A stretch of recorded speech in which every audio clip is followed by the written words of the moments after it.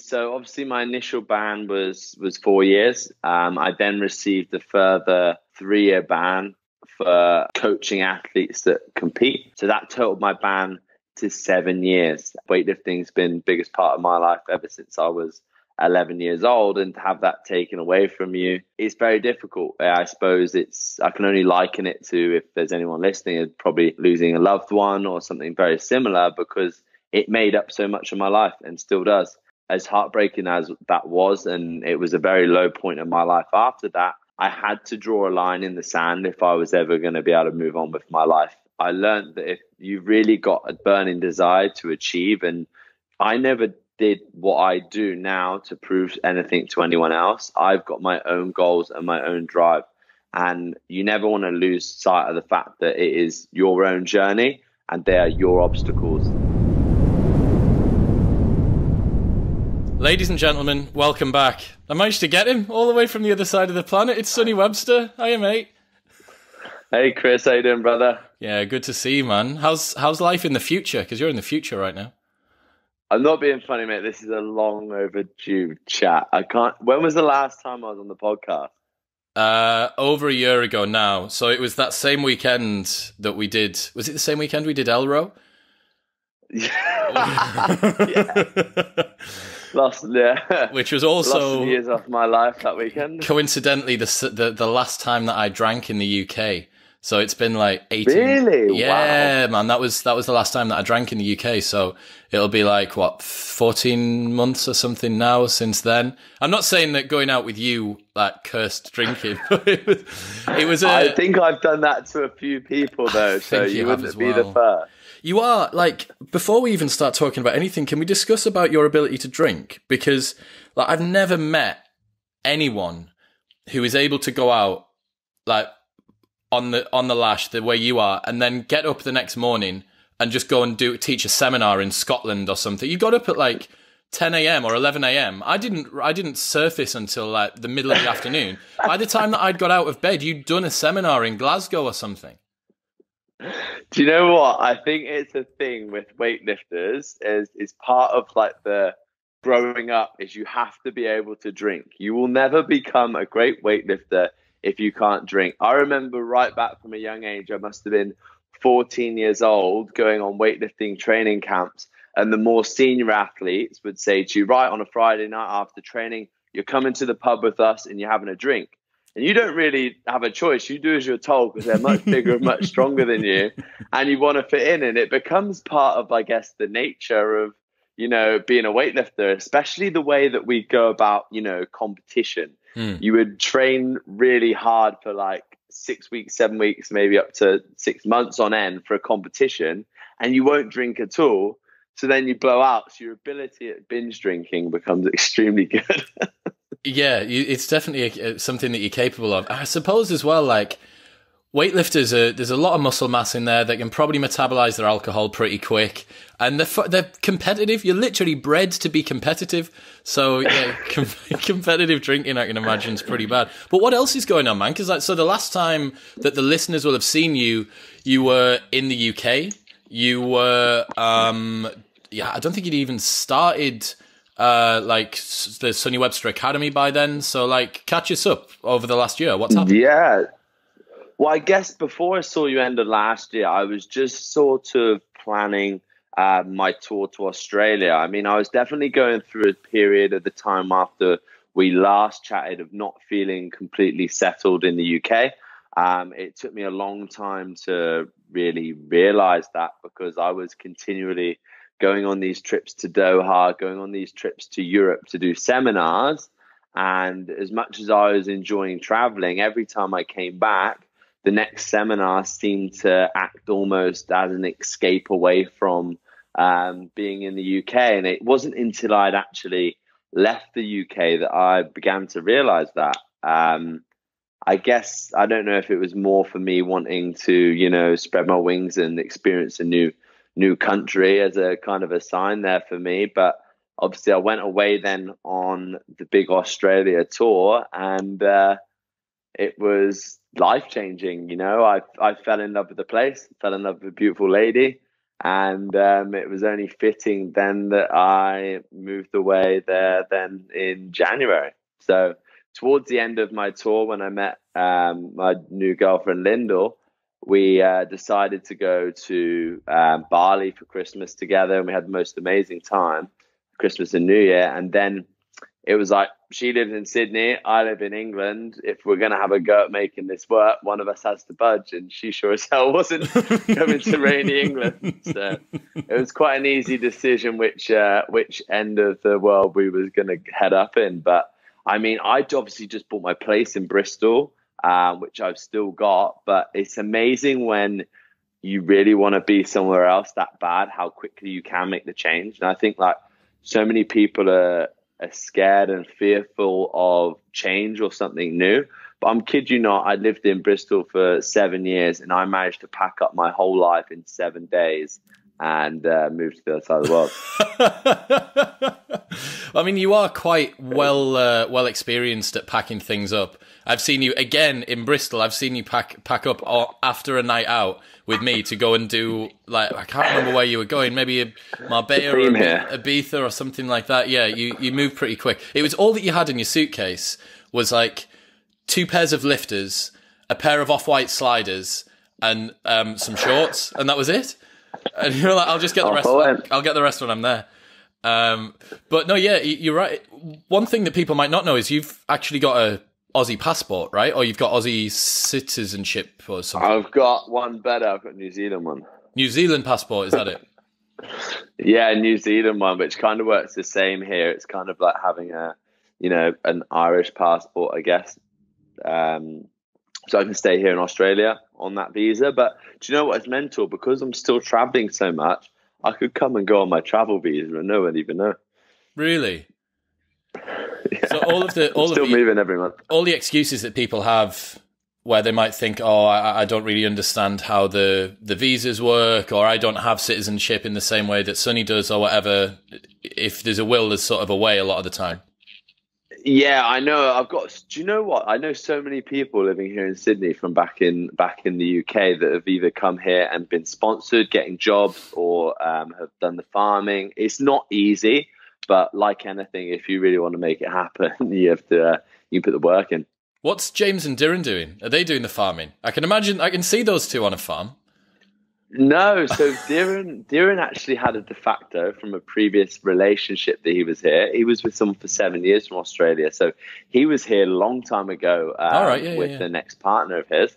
And then James, obviously, his business is based here. So he has a business visa. So he can stay here on those terms. Fucking red tape avoiding bastards.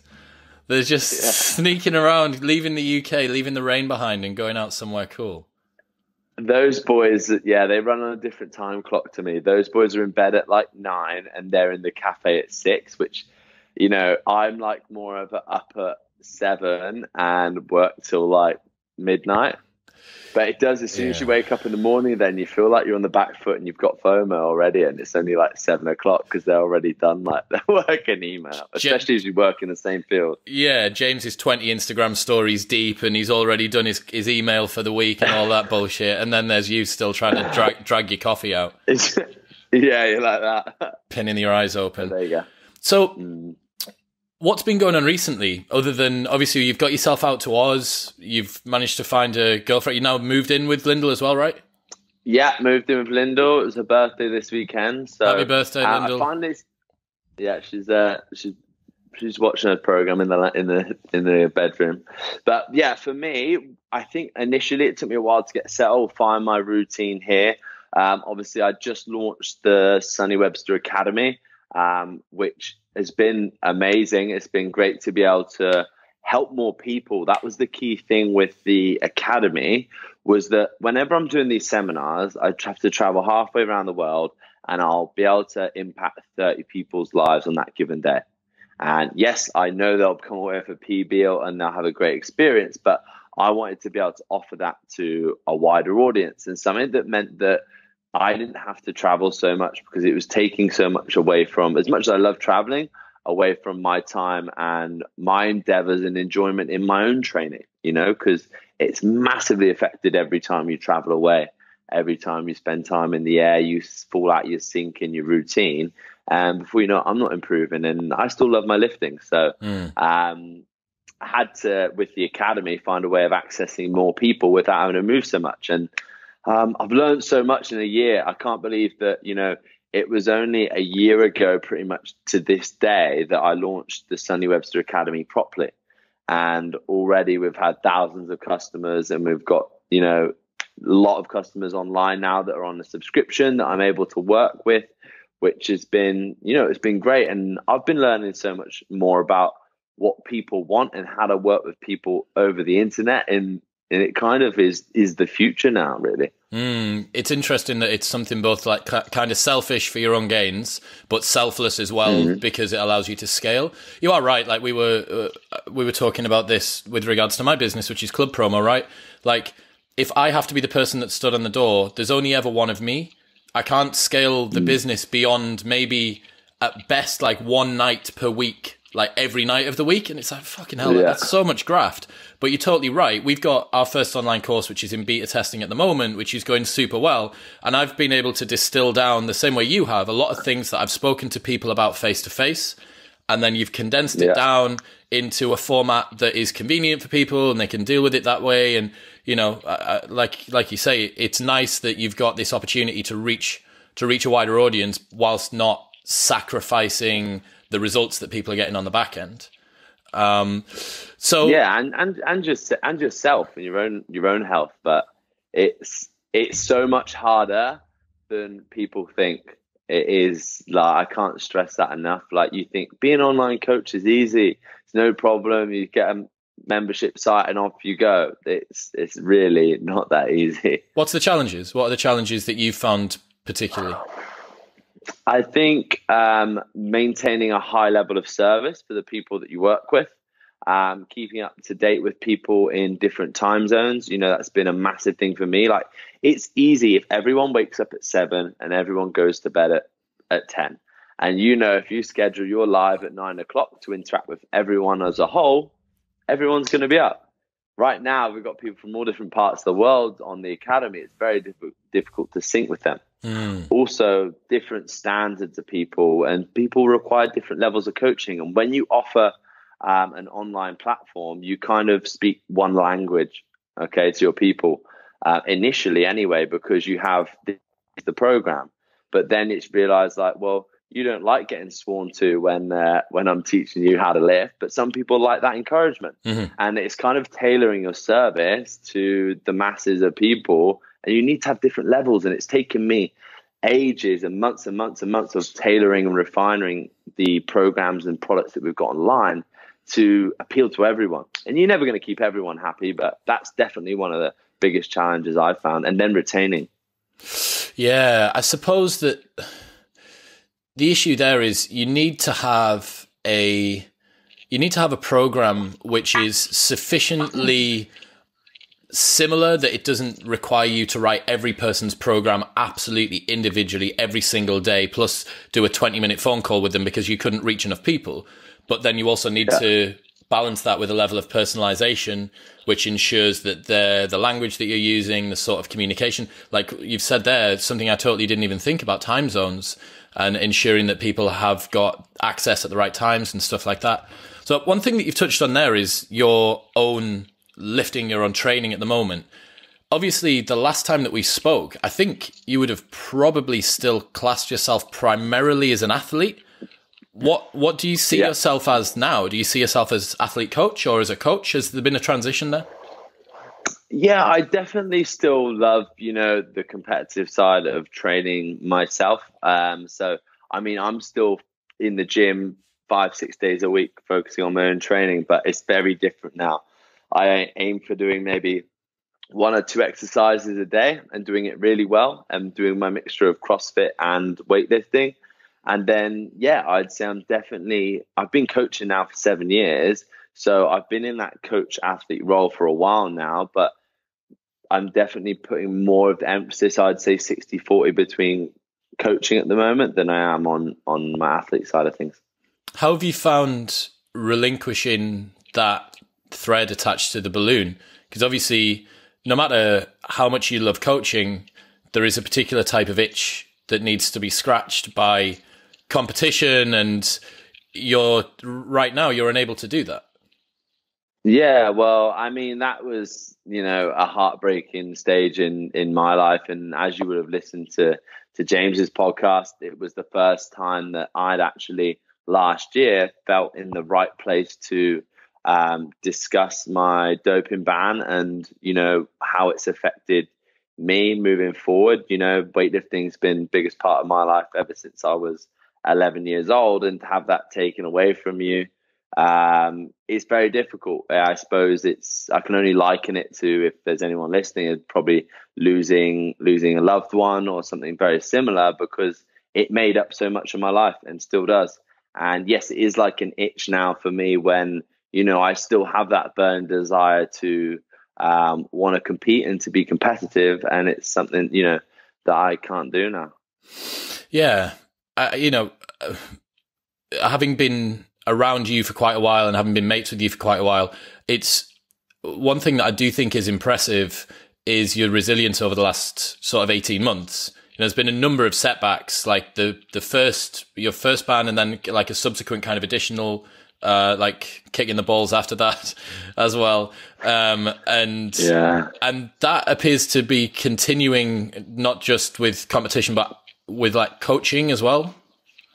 Yeah, I mean, so obviously my initial ban was 4 years. I then received a further 3-year ban for coaching athletes that compete, was what they gave me the second ban for. So that totaled my ban to 7 years. And even so now, I mean, right back to when I first came to Australia, Australian Weightlifting Federation, New Zealand Weightlifting Federation were putting in the news and stuff like that to say, if anyone attends Sonny's weightlifting seminars who's a competitive athlete, then you're impeding a doping violation, and therefore you could get banned as well. And it's been the first time that they've ever tried to impact these sort of levels of rules on anyone. And, for myself, serving currently a 7-year ban, one of the longest bans in weightlifting, especially for an out of hours, out of competition test, in which, I pursued my case and gave it a bloody good go at proving that it had come from contamination and wasn't ingested knowingly. And I did everything I possibly could to attempt to prove that, and still to come away with that level of severity of ban was, it was heartbreaking. But, it's like I said back on James's podcast, as heartbreaking as that was, and it was a very low point in my life after that, I had to draw a line in the sand if I was ever going to be able to move on with my life and go, yeah, this is the most terrible thing that could ever happen to you. And at this point, I'd only had the 4 years, but I need to continue on with my life. I need to continue to spread my passion and love for the sport. And, who's to say that I would never have come back and competed again? But after having spoken out about that last time was when I received the second 3 years. So do you think, I'm not going to talk. Do you think that you would have got that, or do you think that speaking out and perhaps publicising what happened on James's podcast led to that additional 3 years, at least hastening its arrival or improving the likelihood of it happening? 100%. There was nothing that was brought up about it prior to that. But I think, having spoken out about the topic in such detail with James, it definitely was put in front of, the people probably within UCAD. And, I definitely think it stimulated that 3-year ban going into action, and I spoke quite brutally about, the circumstances that there are now in the way that UCAD deal with cases such as Tyson Fury's, where he threatened to sue them. He was caught with an anabolic steroid. He threatened to sue them. He's got more money than UCAD, and they let him off with it, and it does become a point of, if you've got enough money or you're protected by the right people, you don't reap the same, I guess, judgment. Yeah, you don't deal with the punishment in the same way. Without going into that with too much detail, and I do believe it had something to do with the 3 years that continued. That was just a further kick in the nuts. I mean, I had thought about, like I said, potentially coming back to competing, because, you know, I'm aware that I motivate and inspire a lot of people, and I want to continue to do that. And I think through competition, that was, you know, a massive motivation for people, to see how, you know, I perform and what I do on the back end. That was definitely something that was different between what I did as a weightlifter compared to a lot of other weightlifters, that I did share my training, my bad days, my good days, and tried to always give that to people as a lesson to learn from, you know, what I do when I have a shit training session. And that's the thing that's no different whether you're an elite level athlete or you're just starting your journey in fitness, is you both have bad days. You'll continue to have those bad days. You'll have days where you miss lifts. You'll have days where you don't feel like training. It's still the same either end of the scale that you're at. And I think there's a lot to learn from experienced athletes in the way they deal that. So it makes that learning curve for new people much smoother. Yeah. Again, coming back to the resilience thing, I have to say, man, like, I'm even from the first time that we met each other, which was Body Power last year, I've always been quite impressed with your resilience. And that's resilience, like, it's kind of a blanket coverage of resilience, right? So it's your resilience to hangovers, your resilience to setbacks and other bits and pieces, professionally, personally, in terms of your sporting career, stuff like that.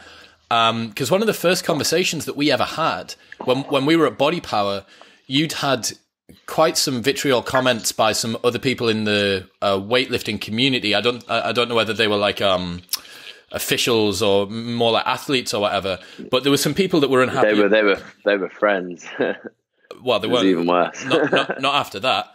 But yeah, like, we had these sorts of comments with people, and you said this thing to me, and it really stuck with me, and it still does now, which was that after you'd had your ban, people weren't prepared with just destroying your sporting career. They wanted to be able to destroy your ability to make money or to have a livelihood as well. And that really fucking hit home to me. And I was like, Jesus, like, this guy, like, you know, is now trying to splinter off into whatever small sliver of weightlifting he can still involve himself in, you know, with like a high quality of coaching that people obviously resonate with a style of social media that is obviously engaging and entertains people. And it's like, there's people from within the industry, within the sport, and then also bureaucratically at the top of the sport, that are kind of really trying to play whack-a-mole with all of the different routes that you've got to go out. Yeah, it was difficult. And when it comes to things like that, Chris, like I said, and I learned my lesson when I went through that period after my ban, that, you know, there will always be obstacles. And I overcame so many obstacles throughout my career as a lifter that I learned that if you've really got a burning desire to achieve, and I never did what I do now to prove anything to anyone else. I've got my own goals and my own drive. And you never want to lose sight of the fact that it is your own journey and they are your obstacles. And whenever there was another one put in front of me, I found another way around it. And you do have to have that certain element of resilience, because, you know, you could take 4 different routes and get told no every single time. And yes, it's fucking heartbreaking. It hurts every single time. But the quicker and the better you get at taking the emotional side out of how that makes you feel and going, but I'm angry, I'm frustrated at what's been said, I'm annoyed at the result of that, and going, right, what have I learned from that? How can I change? What's the next route? And the quicker that happens, the better your resilience gets. And it happens in everyday stuff. You get a parking ticket, you go and see that, the car, and go, fuck, and you get angry, and you can let that ruin your whole day. You can have your whole day stewing on the fact that you've got to pay £60, and you won't pay it because you're so frustrated, and you'll let it go 2 weeks, and then all of a sudden that £60 fine is now a £120 fine. We've all done it, and it's through bitter frustration that stops us moving forward and ultimately ends up in us in a worse place than where we were to begin with. You know, at that point where you got the parking ticket, if you put your £2 on the ticket, okay, it would have taken you would have had to walk the 50 meters down the road to get the ticket, to come back. you would have potentially avoided that £60 fine. That is your lesson that you learn. So by ringing up, paying that parking ticket straight away and moving on with your day, lesson learned, you're able to achieve so much more for the rest of that day. And that is a simple, I guess, analogy of the way that I would approach being resilient to any sort of negativities that I've had to deal with. It's as simple as that. There's a really good quote from Sam Harris where he talks about try and remain angry for more than 5 seconds without thinking about the fact that you're angry. And it's like the actual fleeting sensation of emotions, they're so short-lived, but the reason that we hold on to them, and this is where a lot of the complications come from, is that it's very rarely about the actual emotion. It's about all of our thoughts and our responses to whatever that particular emotion is. So if you forget the situation, forget the fact that you got the parking ticket. It's no longer about the parking ticket. It's about how you ruminate over the fact that you could have just walked that 50 meters, or you should have just done this, or you should have done that. And there's exactly, and it's internal. Yeah, it is, and you perpetuate it. And then you become after that, you get the second order and third order effects, which are where you become angry at yourself for perpetuating the thing that you didn't do in the first place. And it's so dangerous. It's a vicious cycle. It really is. There's Man's Search for Meaning by Viktor Frankl. Anyone who's listening and needs an easy read, well, it's not an easy read. It's about the concentration camps in Nazi Germany, but it is an interesting read. And this guy was a psychologist, psychotherapist, who was a Jew, was captured, taken to the concentration camps. And his synopsis to the entire book is that the final thing that people can take from you, which they can never take from you, the thing which can never be taken from you, is your ability to choose your response to any given situation. And no one can ever take that away from you. And you think of every situation that this guy's been in. He's been stripped from his family. He's watched his wife and child die in front of him. He's had all of these horrific experiences. But the final thing that concentration camp guards couldn't take away from him was his ability to respond how he chose to any given situation. But that's it, Chris. And it frustrates other people further in the way that you respond. I mean, it's still, for me on a daily basis, the way that I deal with making a stupid mistake. I do stupid stuff all the time. I lose my keys. I lose tickets into car parks, and I deal with it, and I pay the fee or fine or whatever, and I move on. And it frustrates Lyndall. She's like, how can you continually do those stupid things and it not frustrate you? And it's the same with how can you get around, not being able to do a seminar, but yet you'll still go on and do the next one. What do we do next? It frustrates people in the way that you respond to your own issues. And it's not necessarily, I think, a bad thing. I think it's just people deal with negativity, positivity, any sort of emotion very differently. And it's hard when, two people don't respond to in the same way. Yeah, you're right. I think this probably strikes at the heart of one of the reasons why some of the weightlifters might be trying to make you out to be more of a bad guy than you are, because they're projecting their own inadequacies. The fact that you have had all of these barriers put in front of you, and yet you've still got a flourishing online business. You're still selling out seminars. It's like that. I think is it that Chris Brown song where the intro to it goes, "I don't see how you can hate from outside of the club. You can't even get in." It's like if you sell 5 spots to a weightlifting seminar, how can you hate on the person that's selling out 30, even with all of these barriers in place? It's like don't try and make your own performance better by bringing somebody else's down. It's like get on their level. But this happens so much in life, in the fitness industry. Instead of people working together and growing together and helping each other, cross-pollination, it doesn't. People don't like seeing other people do well. And one thing that I've always done is never put fuel on the fire. I get negative stuff that I have to deal with every single day. And the people that probably have to deal with it the most is the people closest to me. the people that are around me when I'm at my most vulnerable, the people that will see me, like Linda will see me at night when I'm down, depressed about something. You know, they're the people that ultimately are the ones that see you brunt the sort of I guess when you're angry or when you're depressed, because I will never project negativity across my social media, which is what people want you to do. But at the end of the day, I do not use my social media platforms to be negative, to talk about negativity. It is a place to promote positivity and inspire and motivate people. So you tend upsetting a lot of people because they don't get that keyboard war, that reaction that they're always looking for. Yeah, you're right. There's thinking about a podcast I did with George McGill, which was Mental Models 101. And in that, he talks about what he thinks is the single greatest or the single most valuable characteristic of the 21st century. And he calls it high agency. And the perfect way to think about who your high agency friends are is to do this thought experiment.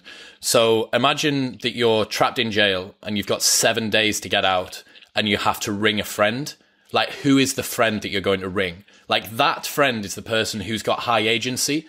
And people who have high agency, you see them on the internet. We all know who they are, right? Like, James has got high agency. Darren's got high agency. You've got guys like Ben and Lucy from My Coach School. Like, these people who don't give a fuck, like, don't conform to whatever's expected of them, decide that they're just going to go down their own way. Like Cam's got high agency as well, the guy that does your stuff on the back end. Like, he just like bollocks to it. I'm just going to jump on a flight. I'll go Bali. I'll go here. I'll do some content. I'll do this.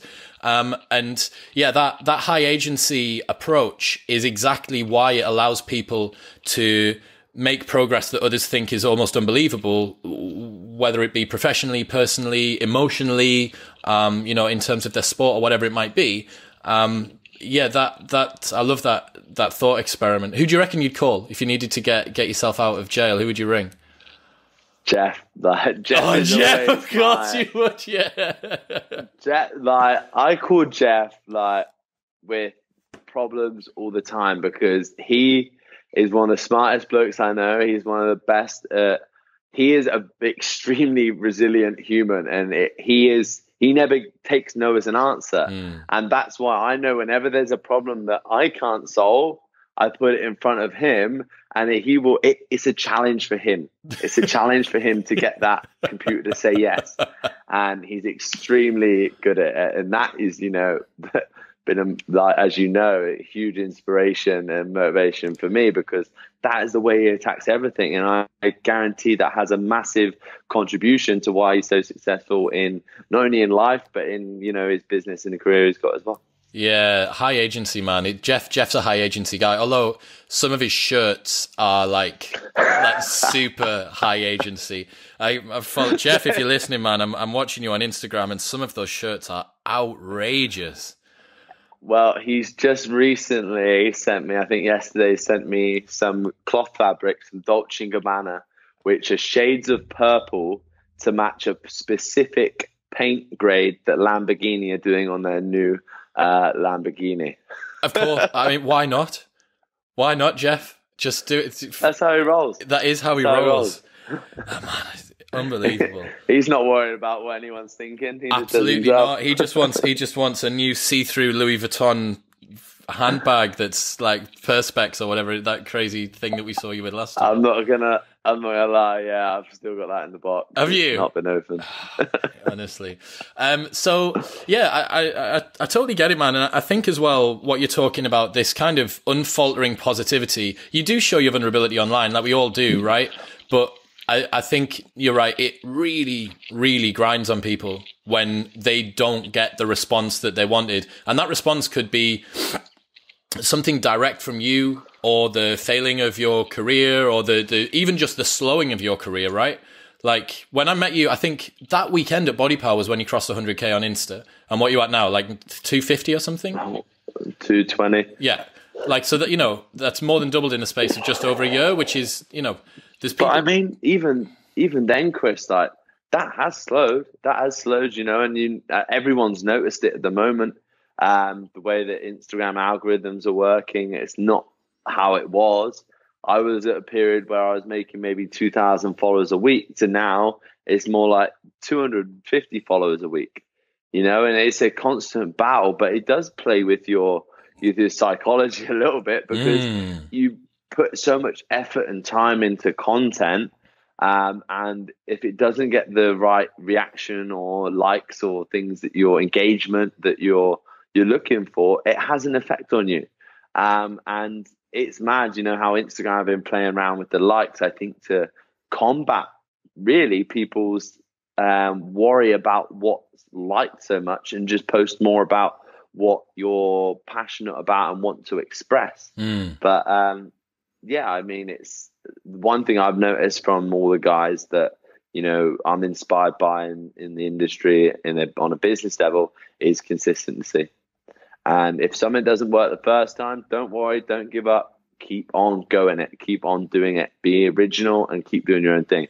After we get off the call today, I'm going to do my next School of Sonny thing to post up. It's probably some of the worst engaged content that I've put online in terms of how many likes and views it gets, but yet it's probably the most valuable in terms of what I offer people in the videos. But it's 5 minutes long. People don't want to sit there for that long. Isn't it interesting? If you want to learn, you have to put in time. You have to. Isn't it interesting that we use, and this is like everyone knows this, right? Everyone's seen this before. They've taken ages crafting some beautiful photo and a caption that's really meaningful to them about some moment in their life, and they've put it on social media. Or if you're a content creator, maybe you've spent absolutely ages crafting a really difficult video. So I got Joe Delaney, Shred Bundy, recently randomly did a video that was like how to do a food shop from Aldi for £3 a day. And this video banged so hard, like 1 million views in the space of a couple of weeks. And this guy's worked on his YouTube channel for probably about 10 years and he's got to 100K subs, right? Then in the space of another month, he's done 50K.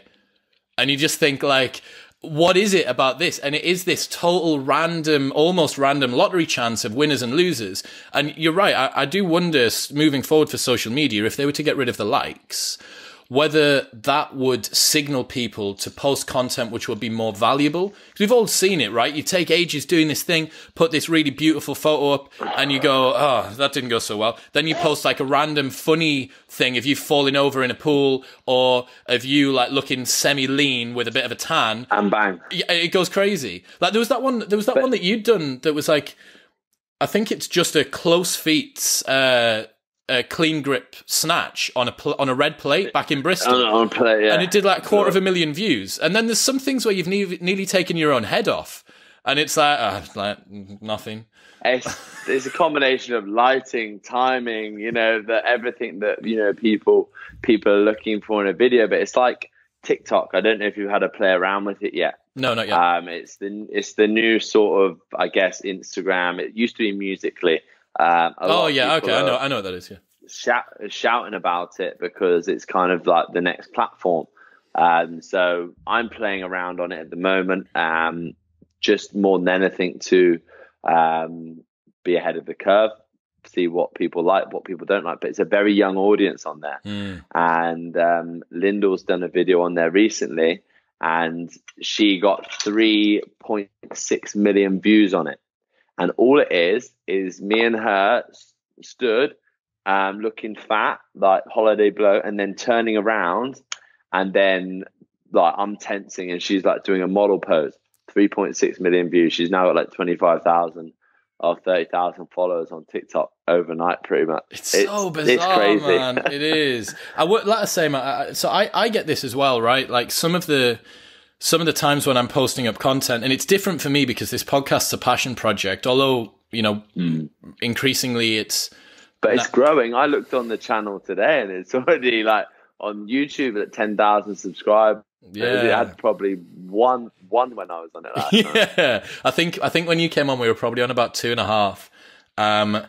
And yeah, like it is, we crossed 1 million downloads the other week. We've just hit 10K subs. We're about to hit 1 million views on YouTube. So yeah, but one of the problems is, and everyone will know this, right? With regards to their life generally, and social media is like a very concentrated form of what we broadcast out in our lives in any case. It's a reflection of real life anyway. People sometimes do things that they know will receive social reinforcement and will make them feel good because other people will it'll be on the surface level quite viscerally satisfying, but might not actually be the most meaningful or the most value adding. And that's what you're talking about with the Sunny, what's it called? Sunny School. The School of Sunny. School of Sunny. But that's the thing. Like, I know I could repost a video from a year ago of me nearly chopping my head off doing a lift, which will get those views that will make me sleep happy tonight. However, I'm going to invest.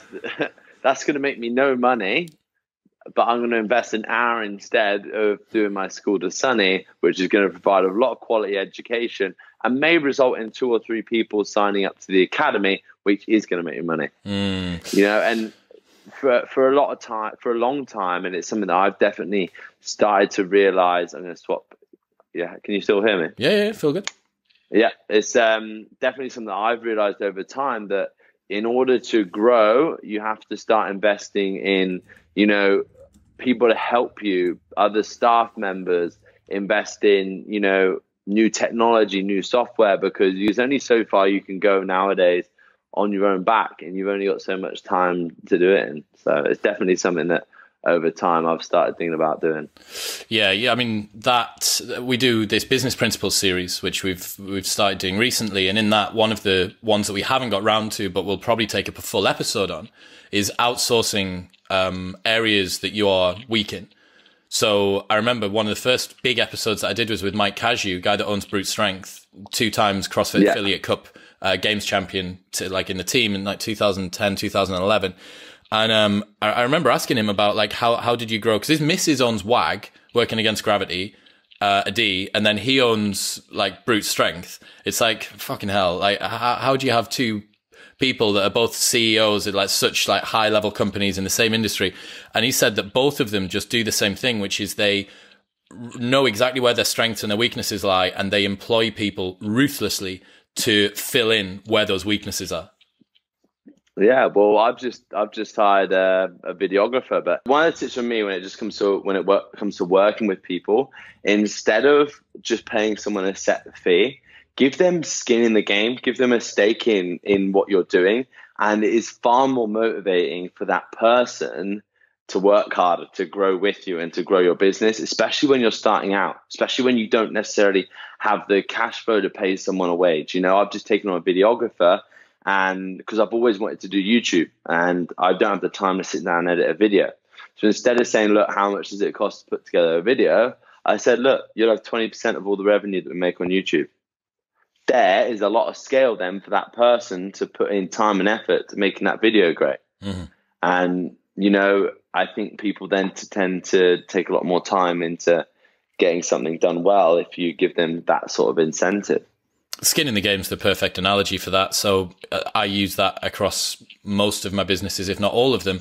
Good example, Video Guy Dean, who everyone that's watching will know. He'll be the guy that's editing this right now. Yeah. He takes 50% of all of the revenue that we make on YouTube.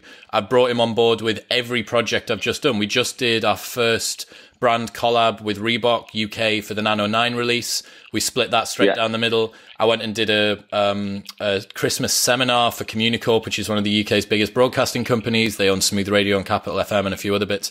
And that, again, brought Dean in on that, and we keep on going. And, you know, now he's got things, he's incentivized to do that. And on a lot of people ask about the club promo and how that ties in. A good example of this is when we go and run an event in a nightclub, there's 2 ways that we can do things. We can do a dry hire, which is it's £1,000 a night or £500 a night or £2,000 a night, whatever it might be. Or we say you're on 20% of the door or 30% of the door or however much percent of the door. And obviously, if you have something which is a percentage, it protects you on the bottom end, because if you've got low revenue, which inevitably everyone has low revenue when they first start a business, right? It means that person isn't this huge liability, which you've got to keep on shelling out, digging into your reserves, which then down the line mean that you invest your money less effectively moving forward.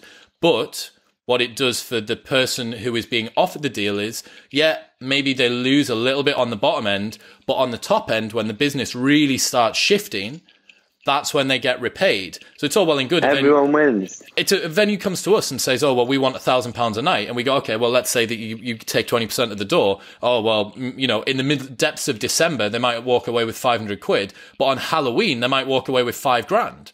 So you're like, well, there you go. Yeah, exactly. It's good, man. So what's next? You've got Aussie summer, Aussie summer, but Christmas coming up, right? To Aussie summer, yes, that's it. So for me, I spent so much of this year traveling. I still love doing my seminars. You know, I've started doing retreats now as well, which definitely offer people a lot more than just improvement in their lifting.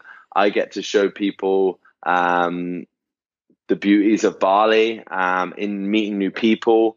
It definitely brings people out of themselves and takes them out of their comfort zones. Having more of an impact on people than just making them better at lifting, which, you know, is very fulfilling for me and something that I'm very much enjoying. I still love traveling and I still love doing my seminars, and that's getting popular and popular again.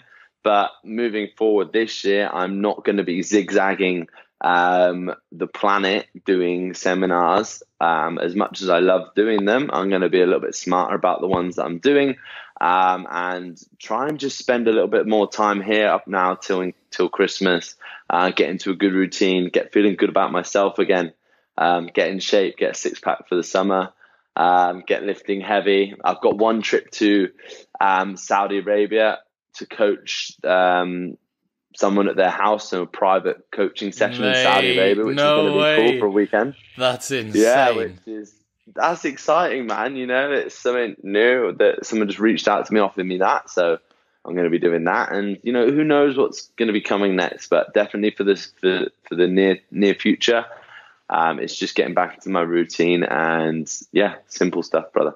Only in Saudi Arabia would someone have the cash to be able to fly you from Oz all the way over there. Oh my God. Yeah. Lyndall's going to have to make sure that you don't come back as that part of an arranged marriage or something like that, and you just get wiped off while you're over there. I couldn't even do take Lyndall. Oh shit, yeah, of course not. I've got to go to the embassy and get it all signed off and everything this week. So that's serious. Yeah, it's not but how exciting, you know. That's sick, man. And then I think January we'll start traveling again, going to do some seminars in the Middle East.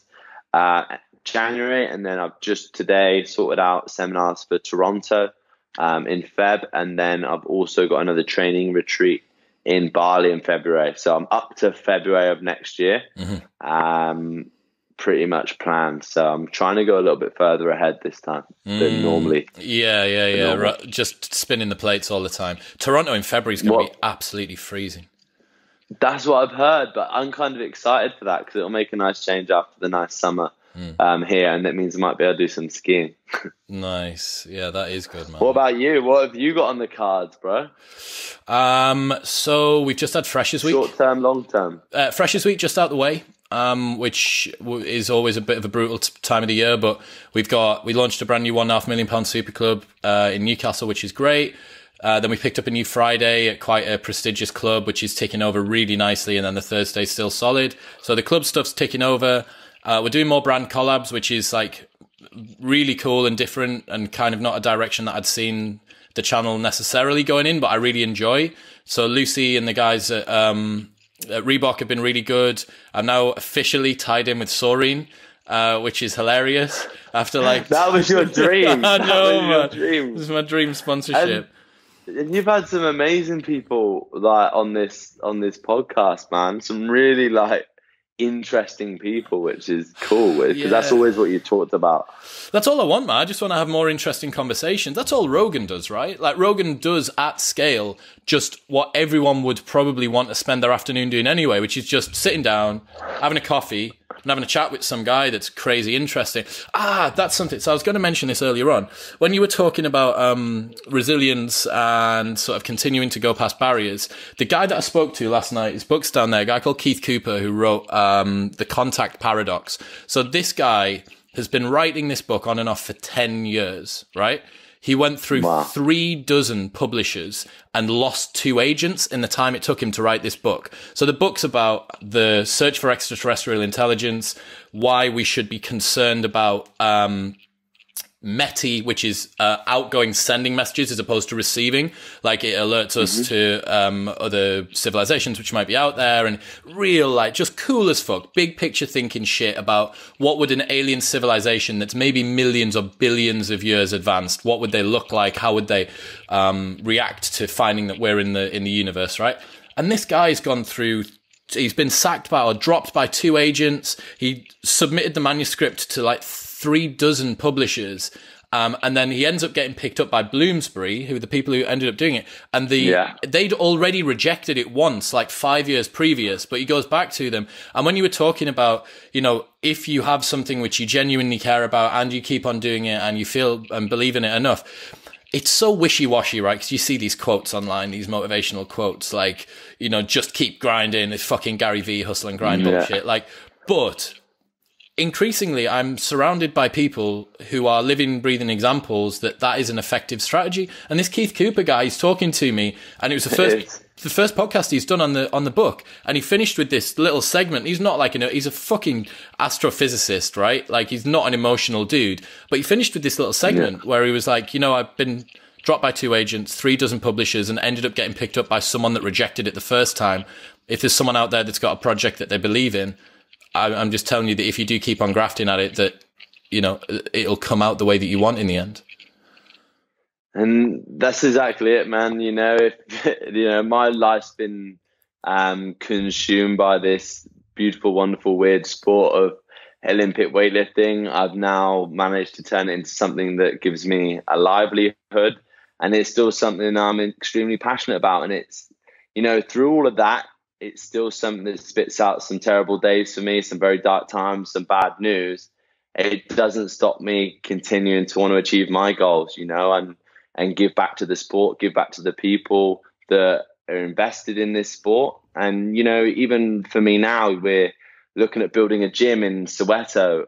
In February, I'm going to South Africa. Shit, what's happening with that? Yeah, so I'm going to South Africa. This guy reached out to me last year who came to my training retreat and said, look, there's this small gym in Soweto, really deprived area in South Africa, and they're training, and they sent me the photos of the conditions, and it was terrible. They had broken bars, and they said they're doing something great there, and they're taking the kids off the streets and getting them into lifting.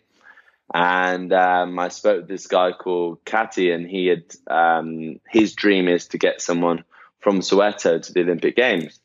And I listened to his story, and it just resonated with me so much, obviously, with my childhood dream. And, I thought I could do something to help these people. And I always ride straight back to that moment where, I needed help and support to get to the Olympic Games. And Jeff gave me that support and help that I needed, along with other people along the way. And, I'm now in a position where I've got an audience, and I've got an income, and I want to help, So basically, we're going to be building a gym in Soweto, and hopefully, it's going to be the first one of these charities. It's called Lifting Dreams, the charity. And we're working with a few different partners to raise money. We've got our first fundraisers in a few weeks. I'm doing like an open training session in Sydney. We also met a winemaker in Barossa at one of my seminars a few weeks ago. So we're going to be producing my own wine, and all the proceeds from the wine is going to help build the floor at the gym in Soweto. And we've got lots of crazy ideas, but that's fun too. It's that eventually will be what this will be about when the Sonny Webster Academy is making enough money for me to live the life that I want. It'll be about doing cool shit and helping other people, achieve their dreams. Mate, that's so cool. Like the chance, the opportunity to help a underprivileged community like that's sick. And also the fact that you're making your own wine, like I have to say, it doesn't surprise me. Like in the nicest possible way, it doesn't surprise me. But man, it's been an absolute pleasure having you on. I know that everyone will be super happy to hear from you again, and we're not allowed to leave it this long until the next one. I need to get you back on soon. No, of course not. Well, we'll have some more updates. I know, soon. Man. I know. And yeah, it's been a pleasure. Thank you very much for having me back on, Chris, and thank you to everyone that's tuned back in to listen to this and supporting Chris's dreaming, Chris's channel. It's, you know, I even find them extremely listening to. So thank you, Chris. It's a pleasure, man. Thank you very much. Enjoy, and I'll see you the next time that you're back in the UK. Take care, brother.